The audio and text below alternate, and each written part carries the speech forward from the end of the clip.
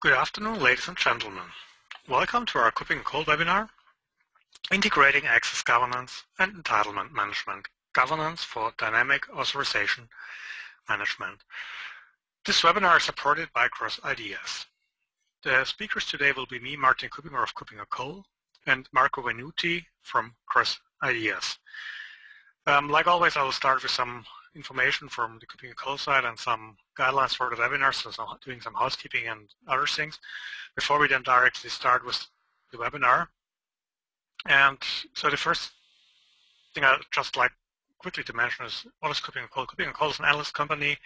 We are doing enterprise IT research, advisory, decision support, networking for IT professionals through our subscription services, our advisory services, and our events, including the European Identity Conference I will talk about later. Two other events which are interesting, I think, for the German-speaking people amongst the attendees is one is a half-day workshop at the upcoming ITSA fair in Nuremberg, October 12th, where Sasha Paulus will talk about the risk and data protection requirement analysis for cloud computing. I think a very interesting thing to attend.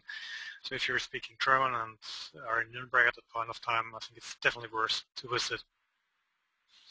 The other thing is an industry roundtable exclusively for end-user organizations, so it's a roundtable only for end users, where we'll talk about cloud computing security and data protection. Also, again, this will be done in German language. There will be English language versions of this later on.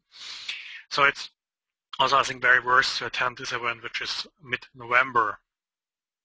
And yeah, regarding the webinar itself, some guidelines for the webinar, you are muted centrally. So you don't have to mute or unmute yourself. We control these features. We will record the webinar.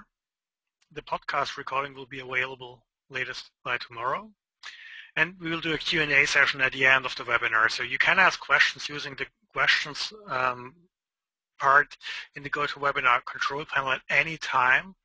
Usually we will answer the questions at the end of the webinar. However, we might also pick questions during the webinar if appropriate. I think it's always good to enter questions once they come to your mind, because then we have a comprehensive list of questions when we start a Q&A session and can make best use of the time. So to look at the agenda, the first part is done by me, Martin Kuppinger.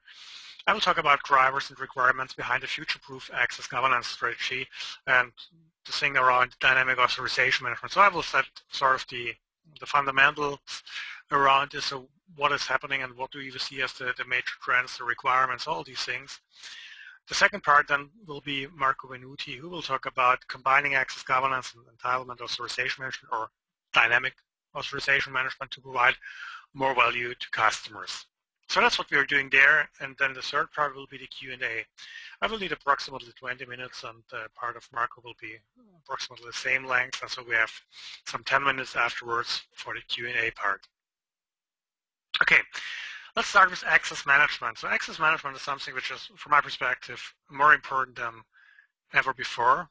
So when we look at it, what happened here is we have a lot of things around regulatory compliance. So if we look at the requirements for audit, traceability, for the integrity, the authenticity of data, and so on, all these things are around access. So who can access data, who's doing what with the data, and so on. So that's one of the most important drivers we're currently seeing. And it's something which is relevant for any type of access we have to keep under control. The second thing is the risk of data loss, which is increasing. So we have the whistleblowing, the WikiLeaks part, but we have also the information security part, all these kinds of ATPs, so the advanced persistent threats, for example, other things where it's about having a lot of layers of security and access management, so who can access data and is data accessed in a way which it shouldn't be accessed. That's a very important part of the story. The administrative workload is still an important thing, so we have an increasing complexity of environments where we have to deal with access controls, and we have sort of a chaos sprawl. So the more environments we have, the longer they live, the more complex is the access management infrastructure there. And finally, it's about integrating more types of users. So we have the end user requests, we have the end users who want to request access, we have more types of different users, we have to do the audit and recertification of access in a very simple way. So access management is increasingly important. And in fact, it's one of the things which is really relevant to the business. So if you look at what our business is really interested in, and I think it are two things. Businesses just want the services they need to do their job, and they want it when they need it. So agile, quickly. That's one of the things. Providing what business really requires. The other thing, what business really cares about when it looks at IT, it's not that much the cost. That's something which is, yeah, something business doesn't like to look at that much at, but the big second thing is businesses want to keep corporate information protected adequately. So information security is the second big thing. And looking at this, then access management for sure is a very important thing within that. And if you look at the entire picture of IT, and we will talk about this as a lot more the next time. So IT sort of is, we have to look at the business service delivery. We have to produce IT somewhere, but in the middle of it, that's really where IT management and security starts, and that's about service management and information security, controlling access to services, to information, and to fulfill this use, manage, and produce paradigm, which is important. So the cloud, by the way, is just another deployment model. The important thing really is here in the middle tier, and when it comes to information security, then it's about all types of information security. And if you look at services, for example, then it's about who is allowed to use which services. That becomes much more dynamic than just saying who's allowed to access this file, who's allowed to access this folder and directory, whatever else. So we have to look at how can we protect our corporate information at any time, at rest, in move, in use, to build a secure information lifecycle, and asset management is the core thing there. However, and I think that's also important to keep in mind, it's not mainly about tools. There's this very well-known saying which says, a fool with a tool is still a fool. I think the point is, tools help us to do things right when we know what to do with the tools. As long as we don't know what to do with the tools, we really have to be very careful. And if we look at the entire access and so on part, then it's what we need is a book of rules. We need our security rules, our guiding principles, the implementation guidelines, core requirements. We need the basic concepts, so like access management processes, recertification processes, audit processes, ESOD approaches, and the knowledge about protection requirements, so what has to be protected in which way. We need detailed concepts. We need system-specific access management concepts for different environments, and especially also for all the types of applications which are out there, which we have developed over time, which we have, so all the custom applications. And for that, we need the processes and organizational structures. And only if we have these things in place, then we can really move forward to the tool part. So we really have to build a framework in which we operate. And that's a very important thing, and we at Cooper & Co doing a lot of work in standardizing the way towards this and doing the advisory around these topics to assist our customers, because I think that's really the core thing before it really comes to technology. If you don't have the framework which is in which you operate your technology, that's not sufficient. So access management, look at this. I've recently started writing a series of documents which we call scenarios. So these scenarios are documents which are in sort of the lead documents for everything we do at Cooper & Co in our research and our analysis. And the first document, which is called Understanding IT Service and Security Management, then is one which defines the entire big picture, and the second one is then Understanding Identity and Access Management, which will be out there probably early next week.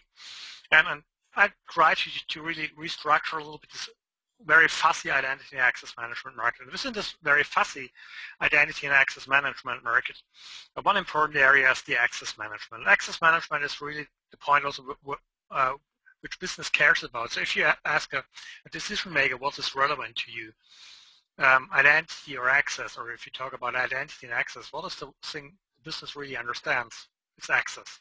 Business understands, okay, access is an issue. We need to understand this issue of access. That's a very important thing to understand. And within access management, we have different areas there. We have access governance, which is bigger than access management on the other side, but which is a little bit complicated relationship to access management. On one hand, within access management, you need to implement access governance. On the other hand, access governance goes well beyond the pure access management part, but that will be shown on the next slide then. We have the authentication part, which is about who is the person, is most likely the one he claims to be.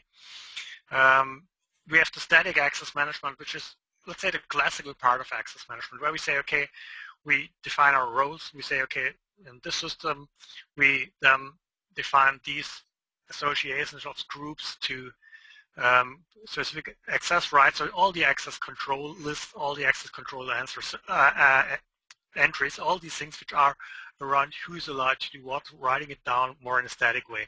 And we have the part of dynamic access management. The dynamic access management part then is the part where it goes more towards what happens at runtime. So if there's a runtime request, which we have in many systems, so if you look at building systems and externalizing authorization, something I will talk about later more, then we are in a situation where it's really about saying, okay, at runtime we have to make an authorization decision and say, okay, this person is allowed to do this or it's not allowed to do this. And this dynamic access management part is becoming increasingly important.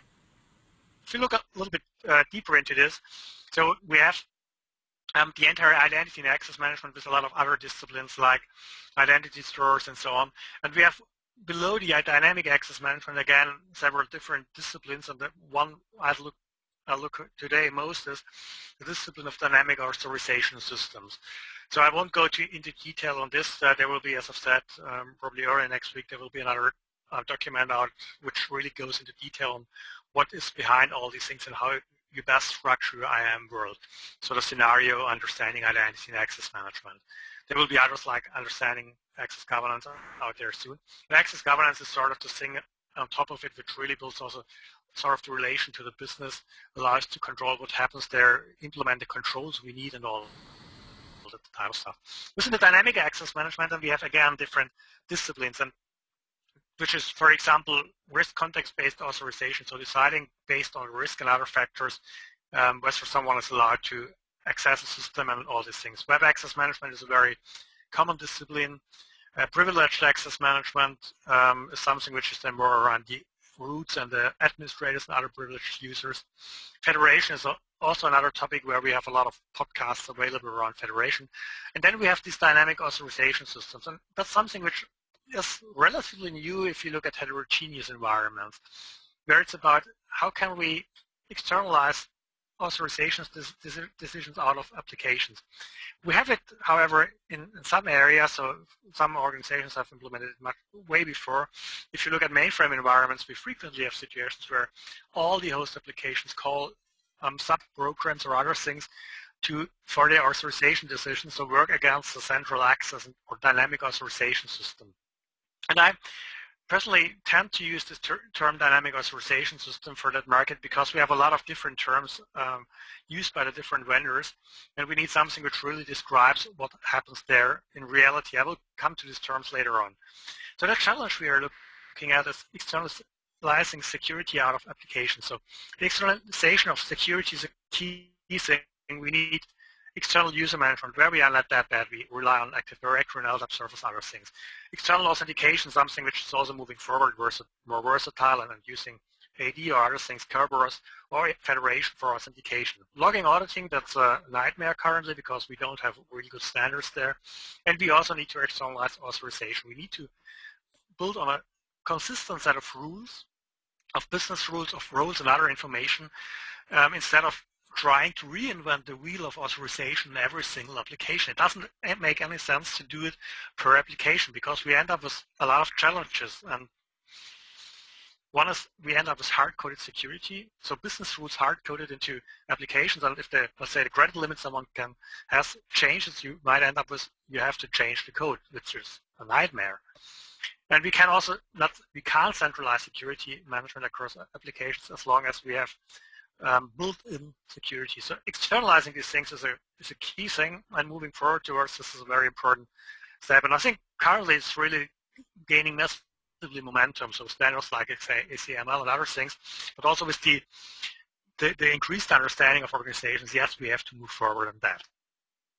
So there are a lot of solutions out there, and not that many, honestly. They have a lot of different names. So we have policy servers or entitlement management systems. And that's the reason why I say let's talk about dynamic authorization management, because that's the common denominator. Policies are only a part of the problem. Entitlement management, so managing the entitlements themselves, is a part of the problem. The problem is, or the thing we are addressing, is dynamic authorization management, fine-grained authorization systems, however they call it. Some few provisioning systems have limited capabilities in that area. Some web service security systems have limited capabilities, but at the end of the day, the point behind it is really dynamic authorization management. That's where we have to look at, where we have to move forward. So we need some few consistent layers for access controls, so defining points of controls instead of the non-auditable chaotic approach of having hard-coded security across many applications. And so we should focus on these standard layers, but we also have to gain the ability to manage and do access governance for these layers. So when moving forward, this externalization of authorization, it's about, first of all, we have to understand what it's about. Making our concepts, scoping what and where do we externalize. Build a strategy, build an architecture, your future authorization framework and your control framework, organization and processes, all these things, which is really about building your strategy. The backend, building the backend, your entitlement infrastructure, and then you can externalize these things. And then you have to do it in the context of governance. And when you look at this governance part, then so where access governance is and where it should be, things are moving forward, and that's something I have to admit. However, currently the situation is more of sort of access governance today provides access warehouses where we collect access information, access analytics, so recertification attestation, strong part, role management, usually a strong part. When it comes to access request management, so closing the loop, and we also have a lot of podcasts around access governance and where it's heading. So closing a loop, allowing to also request access, the business rules or other things, then things are a little bit, not as glancing as they are in the other areas. Risk management, sometimes solved, sometimes not. If it comes to dynamic authorization management support, there are very few things we see out there. So one of the things is, of course, ideas, and they will talk about what they're doing there later on. But besides this, there are some sort of first partnerships happening there, but it's still something where we sort of lack control. However, what I expect to happen is that we have an access governance tomorrow, which allows us to implement one access governance, one set of controls, but also one set of policies, all these things, for all types of access, whether they are more static, where we write down ACLs and other things, or whether they are really dynamic across all that type of authorization systems, static access management, dynamic access management, then including the full support for dynamic authorization management. So dealing with rules and a broad range of attributes used in decisions, which allow us then to do all these things. So if you look at it, we are relatively good in saying, okay, let's look at which roles does Martin Kuppinger have. But if we have the dynamic part, which says, we have a business rule which says this person is allowed to do this business transaction case that it has these or that attribute. So it's according to a context, then it's much more dynamic. It's much harder to analyze this. There are things going forward there, but we are still facing a situation where we are not as good in governance as we are in the classical access management area. So when you go back to the big picture, my perspective is that that's where we have to move forward. We have to map the policies to everything. So we have one set of information we are dealing with. We have one set of systems we are dealing with. So we have systems and information, and we have policies, which in fact define what is allowed to be done with these systems and with this information, where systems and policies are somewhat orthogonally to each other. So we need one approach to manage the access, something which is much more consistent based on these policies, and one approach to govern access. I personally strongly believe that we will see a strong evolution towards systems which allow us to integrate the classical, let's say, more static static authorization and access management part with the dynamic authorization management. I think that's a very logical consequence of what is happening with externalization, with access governance as the big trend. They have to converge together. It's a key thing, because we can't deal with islands of access governance and access management over time. And we will need externalize authorization, and then we have to solve the access governance thing as consistent as possible.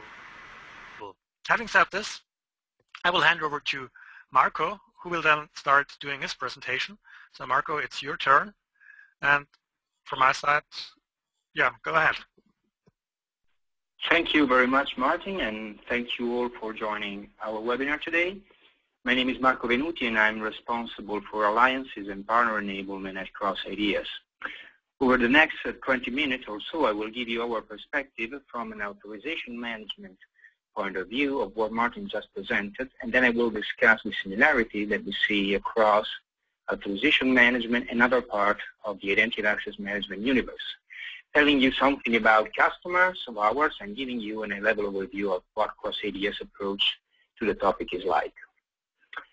So as Martin just said, delegated authorization from application to a centralized service involves numerous various advantages, including the fact that, well, you have a single place and a single model to manage authorization for the enterprise, and that's far more manageable than a distributed and sparse approach.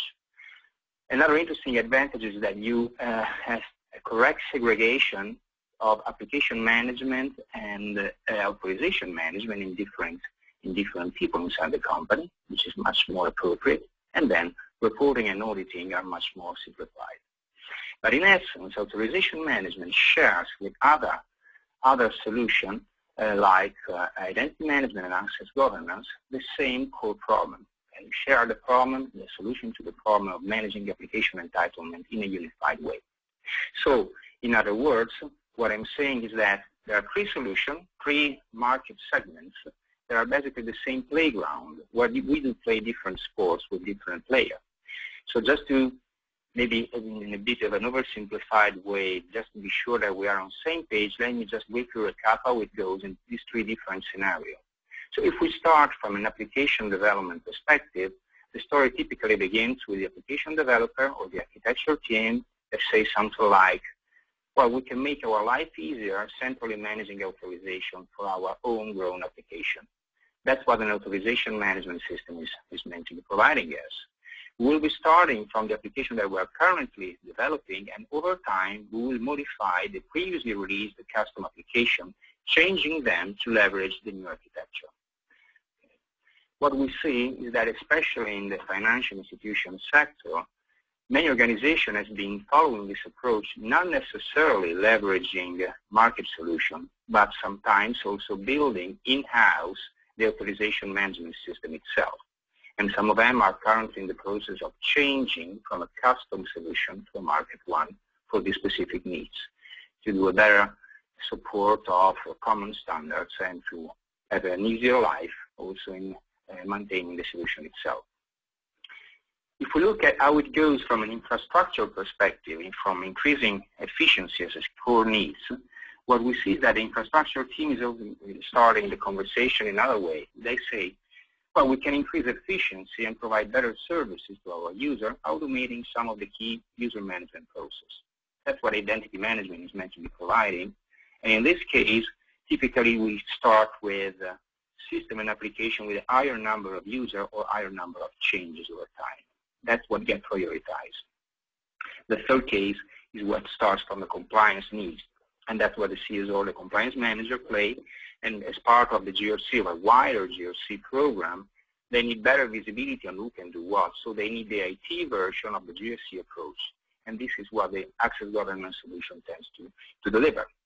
In this case, the starting point tends to be the critical application from a business perspective, obviously. But in essence, the three of them seems to have some commonalities.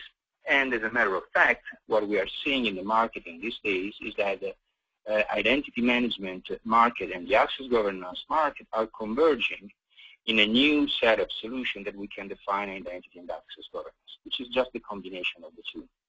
And this is probably also because ever since there has been a vendor-led distinction in between the two approaches rather than a customer demand distinction. So why should I integrate in two different ways the same set of systems for efficiency or for compliance when I can do it once with one single unified solution? So that's what drives, making a very long story short, the convergence of identity management and access governance. And now the question becomes, is that maybe the case that the same trend of convergence is applicable also to authorization management and identity and access governance? And if yes, what would be like the benefits of a unified solution? Well, rather than looking at this as a separate thing, let's check what an authorization management integration application is like. Okay? As soon as I have a central authorization management system, well, I already have intrinsically an entitlement user tracing. So I have a place where I can go to check actually who did what when. Okay? But still, even that application needs to deal with the typical entitlement lifecycle management problem like provisioning, access review, SOD control, and so forth. So in other words, the combination of identity and access management,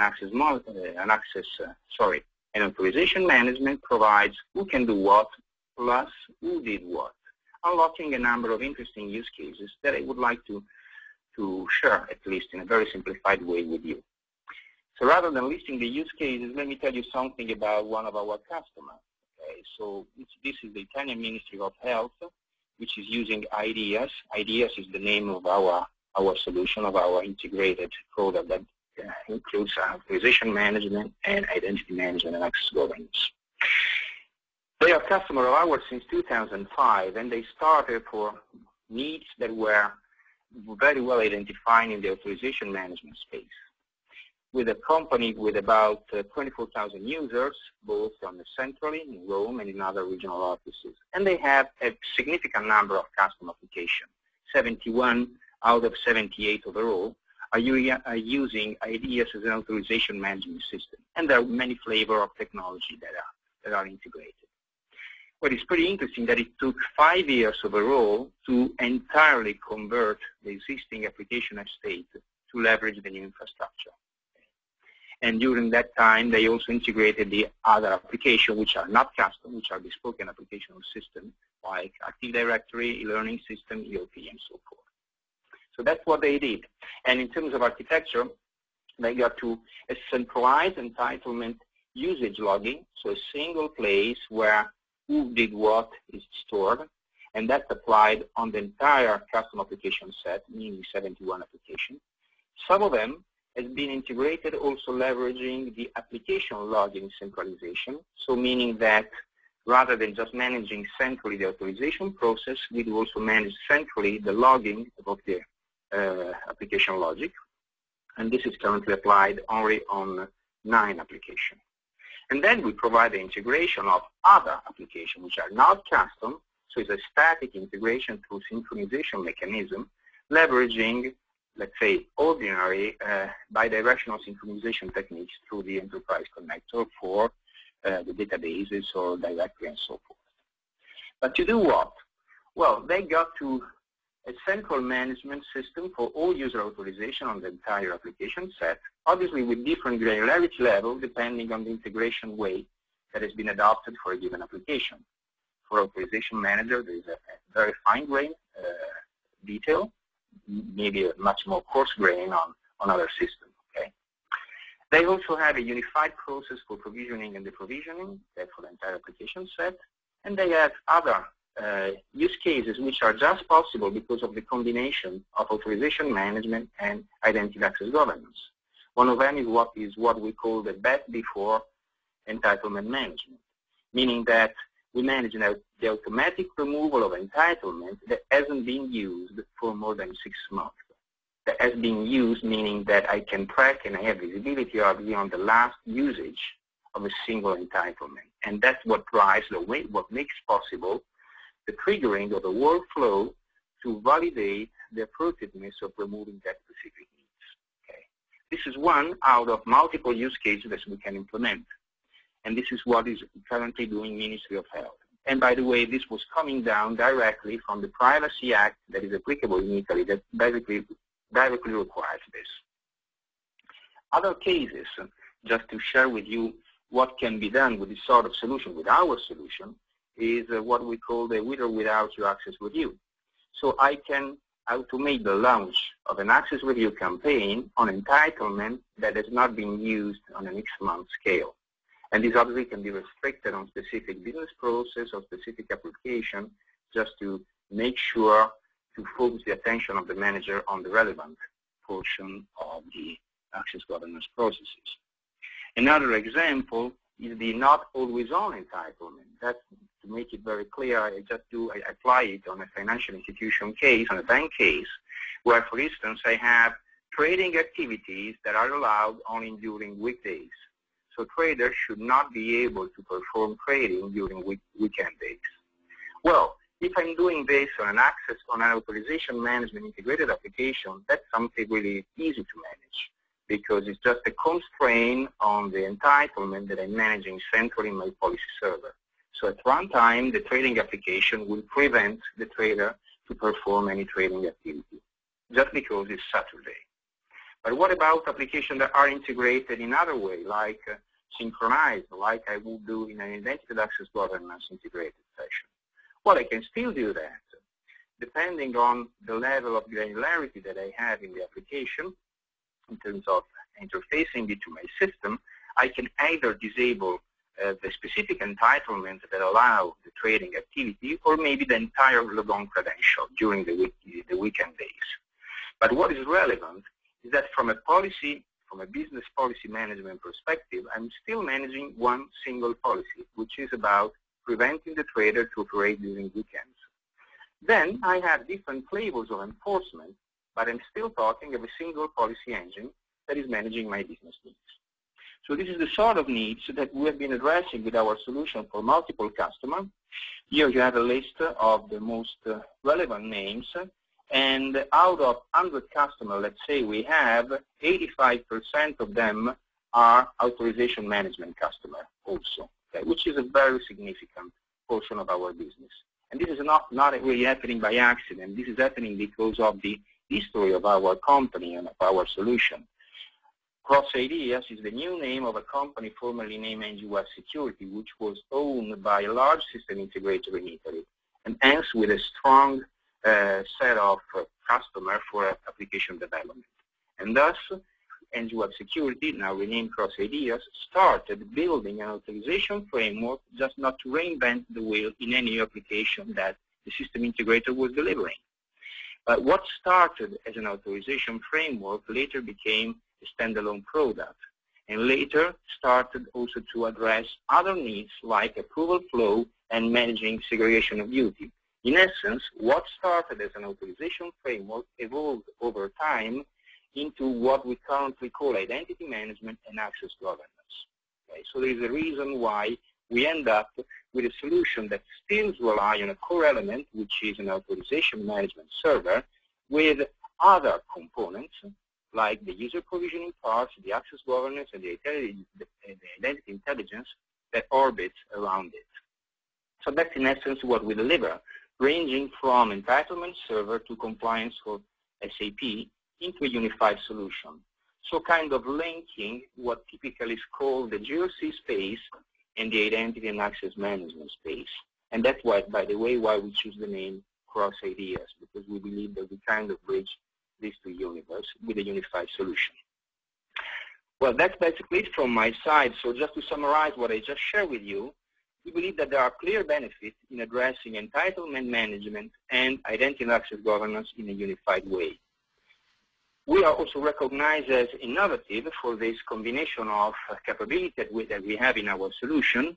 And interesting enough, because of the history of our company, we think that we have a very mature solution with many customers around, but just only recently starting approaching the international market and not only the Italian one.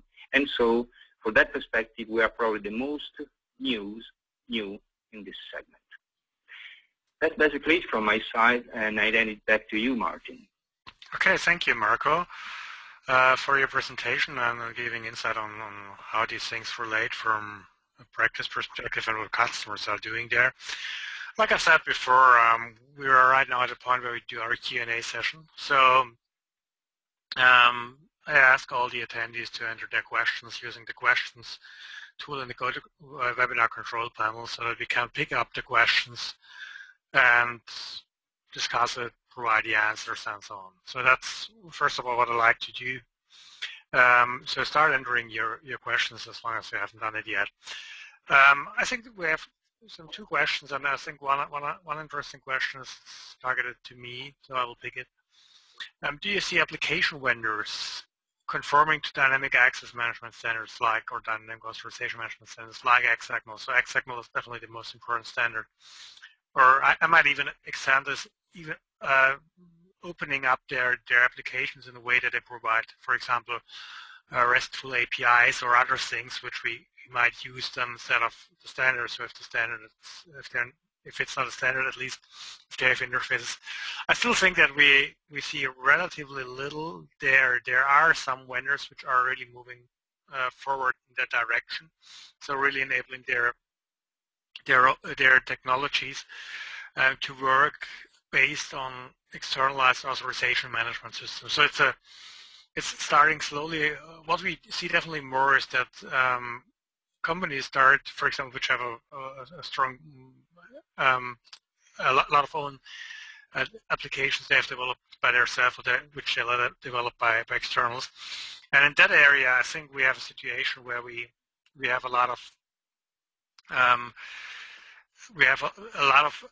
companies really thinking about how can I do it strategically, and I think that's more the point than really the vendors opening up. I think we will see in the cloud space, especially, relatively quickly a tendency towards this, because in the cloud, many vendors start to support SAML for the authentication part, and they need to do the next step, and they know it.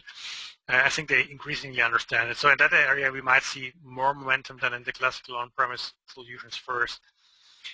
However, I'm somewhat positive regarding my expectations for the next 2 or 3 years that we will see a shift towards this.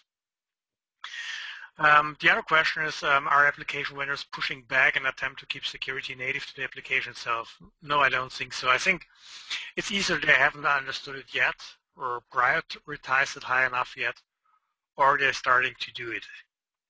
So that's, I think, what will really happen. So we will see an evolution in that area, and we will see that we won't see, I expect, that vendors try to keep it in their application because there's no value, neither for them nor for their customers. So I really don't believe in that. I think probably it will take some time, because changing the way externalizing authorization, these are sometimes fundamental changes to applications, especially to not that perfectly architected applications. So that might be more the case than anything else. Then we have a housekeeping question here, which I also just quickly will pick. Someone had an audio problem. The recording will be available for offline rehearsal, yes, and it will be available latest by tomorrow. That's just as an information. And again, I just ask you to enter your questions in the GoToWebinar control panel around dynamic authorization management, around access governance, and for sure the relationship between this, so that we can pick these questions. And maybe another question then to Marco. So Marco, if you look at the environment, in which, let's say, type of system environment, so is it more the heterogeneous, or, for example, classical Unix-only environments or host environments, where your customers, given that you have a very big customer base around dynamic authorization systems, are using the technology? So is it really more targeted, or how do you see it? There's a big diversity. There is not just a single answer to that. Typically, this tends to be mapped onto web application for some reason, even if from a technology perspective, there is no constraint in applying the externalization of this logic to any sort of technology, any sort of architecture. What we see is that it consistently gets applied almost entirely and only on web application. Okay, and that being said, there are many flavors of technology used, the various J2E platform on the .NET, and also obviously the protocol access to the authorization through protocols that can range from our custom one or the XACML protocol, okay, to interact with the authorization server. Mm-hmm. Okay. I don't know if this answers your question. Yeah, I think it's an answer. I think it's really interesting to see. So what we currently see, the most mature vendors are more the ones which are really customers are the ones which are really having a lot of homegrown applications in a standardized application environment. But we see a clear tendency to support this in a heterogeneous world, which, by the way, can be very interesting if you have, for example, a very legacy host environment and have to integrate with newer types of dynamic authorization management. Okay, another question I have here. I just have to read it. I am in the need to implement a temporary authorization where one user carrying rights to do so may need to transfer task handling to someone else. Authorizing the new person to play substitute handler role from now on until the end of the task assignment. The action should be applied immediately. So is this something which works with that type of systems you are looking at or you're providing? Oh, yes. Yes, that is a combination of managing runtime authorization and managing delegation. Okay, so at least if I got correctly what is yes, you've got it correctly. Yeah. Yeah. So that's again another interesting case of a benefit that derives from having a combining unified solution that includes authorization management and access governance. Also because typically the delegation criteria and processes are more belonging, traditionally at least, to the access governance space rather than to the authorization management space. So the solution that we provide is absolutely part of what you get out of the box, the capability of managing the fine-grained entitlement that you want to deliver to the user, and also to deliver the user interface to manage in a self-service fashion the ability either for the user himself or for the manager to assign delegate people to impersonate from a functional perspective that individual in a given time range. Okay. Yeah. Another interesting question. How could you have helped UBS not to fail? Oh, that's an interesting question. I'm not sure to be that entitled to answer the question, to answer this correctly. Yeah, maybe you just bring in some ideas. Well, let me say that as long as you reduce the number of control points that you need to deal with, the easier becomes a higher degree of control, right? So again, you think back for a second an example I gave around having a single policy, which was around the trader not allowed to work on the weekend, but different way to implement that. Now, from a business perspective, from an IT control perspective, you really don't care about the technicalities that you need to put in place to deal with that policy, right? So that's where we can make a difference, okay? Removing part of the complexity that otherwise you would need. We believe that this greatly simplifies as number goes up in terms of application, in terms of entitlement, in terms of user, and basically is a possible answer to reducing the risk of disasters, okay, in terms of breaches and trade like that. Mm-hmm. Okay, there's another question. What's the most popular request that you're hearing customers ask for regarding role management and entitlement management? So if I answer it from my perspective, and maybe Marky could add, I think the most popular request currently is still recertification, so how can I solve the recertification problem? However, customers don't stop there, so they quickly understand I have to manage access requests, and they also start to understand they have to go forward beyond, let's say, this classical static part towards the dynamic part. I think that's really what we see, and we see a strong increase, especially around all the dynamic parts. And then the next step, from my perspective, definitely will be that customers increasingly understand that these things are tightly related, so that you need one access governance layer for everything. Marco, what would you like to add to this? Well, I fully agree with you. The most frequently asked starting point is to manage access with certification.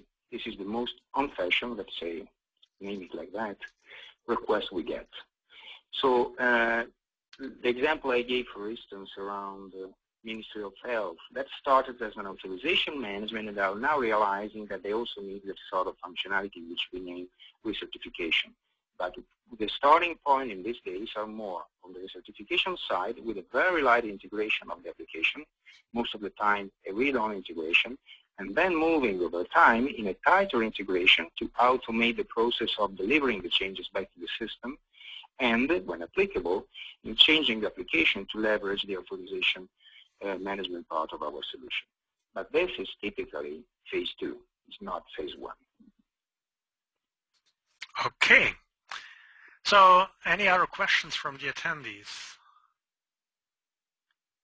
We are going through it, I think so. I just want to quickly highlight our European Identity and Cloud Conference 2012, which will be held in April 2012 in Munich. Definitely worth to attend. It's about Educate, Innovate, Connect, and it's the lead conference around these topics in Europe. And for sure there will be a lot of things around governance, because that's one of the big parts within this. So definitely worth to be there. So if there are no further questions, I'd like to thank you all, the attendees, for listening to this Coping on Call webinar. There will be a lot of other webinars during the next week. Have a look at our homepage. So there's at least one webinar every week, sometimes even more. And just have a look at it. Have a look at our new research. We are publishing at copingacall.com/research-reports. And as I said, thank you to you as attendees. Thank you to Marco for presenting his experience from practice. And hope to have you soon again in one of the Coping on Call webinars. Thank you.